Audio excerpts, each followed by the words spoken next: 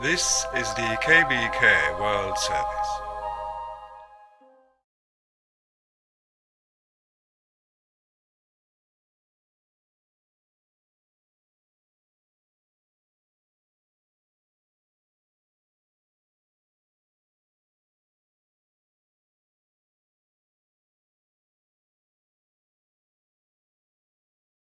Reaction now to the House COVID vote from a Republican critic of the president, a rare one, Congressman Adam Kinzinger of Illinois, and we spoke to him just a short time ago. Congressman Kinzinger, you've been very vocal, unusually vocal, almost uniquely vocal as a Republican in calling out efforts by President Trump and other Republicans to overturn, I mean, in the simplest terms, the election results. I just wonder, given the flack that you're facing as a Republican, and there are costs to this, right? I mean, political costs. Why? Why are you taking such a forthright stand? All right, so I don't want to sound like I'm trying to be overly virtuous, but here's the reality. I decided to run for Congress when I was in Iraq in 08, 09, so it was the 09 timeframe.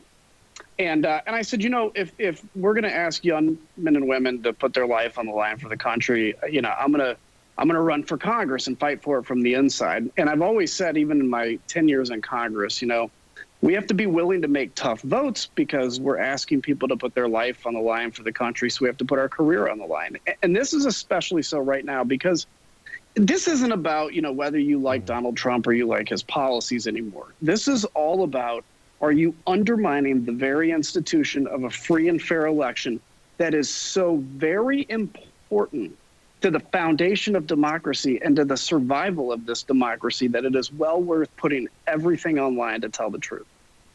To your credit, I mean, you've called out this ongoing fight as a grifting operation, right? I mean, a self-interested attempt to raise money. I mean, when it comes to President Trump specifically, we're quoting here, "My God, trying to burn the place down on the way out because you can't handle losing. No evidence, nothing but your temper tantrum and crazy conspiracies. Embarrassing."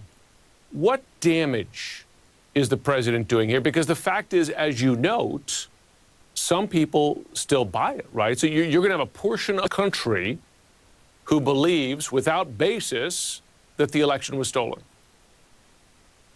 Yeah, I think the long term, it's more of a long-term damage. I think in the short term, look, you know, there's going to be a transition of power. It'll probably be not pretty in the meantime, as we've been seeing.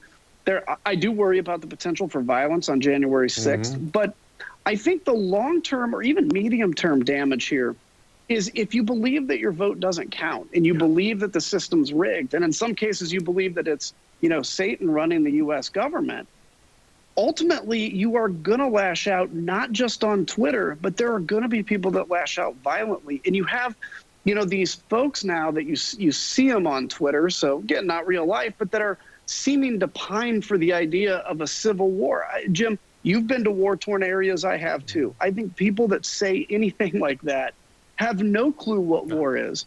And the very heart medicine they rely on to stay alive will go missing if this country falls apart to civil war. Listen, you've seen it more than me. You served on the front lines, but I did cover it. I mean, we've seen the consequences of civil war. It's real. It's not something that exists just, you know, in Twitter land.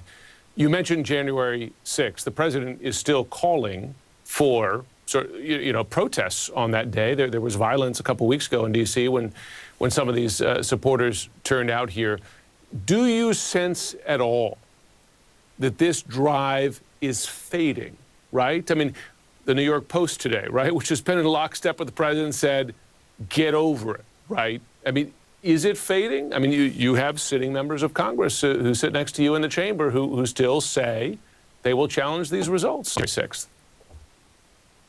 I don't think the idea of challenging the results is going to fade because the reality is I can't imagine that any of these people, except maybe the brand new members of Congress coming in that don't really understand how stuff works, like in terms of government, I don't think any of them think that this is a legitimate move. But if they do, it's frightening, actually. Yeah.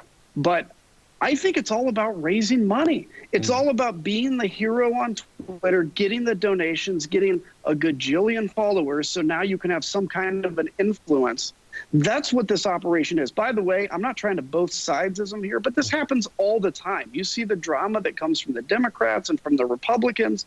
You raise money on fear. You create fear, all to raise money. And look, to some extent, we do have to talk about, the negative things in this country. But when we only talk about that, and we only, are teaching our kids that America is some flawed country and that politics is all about who can yell the loudest and tweet the angriest, how are we going to expect them to ever restore the sanity in politics that we grew up with? Yeah, I mean, to your point, if you're at home, watch those fundraising emails and look for the fine print. Look where that money can go. Final question, different topic. President Trump he signed the COVID relief bill. That will send $600 stimulus checks to millions of Americans. His delay in signing the bill, got him nothing. But now you actually do have Democrats voting as well to increase that payment to $2,000, something the president has pushed for. Does that have any legs in the House or the Senate?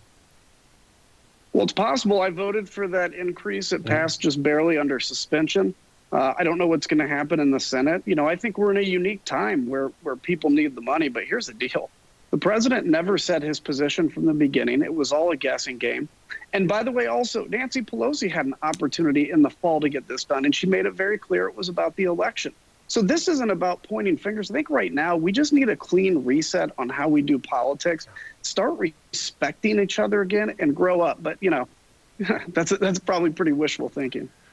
Goodness, I mean, if only we could teach our children better lessons by example. Congressman Adam Kinzinger, thank you for speaking tonight. Thank you for your service to this country.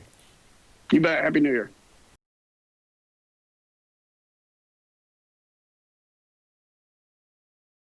What a funny phenomenon.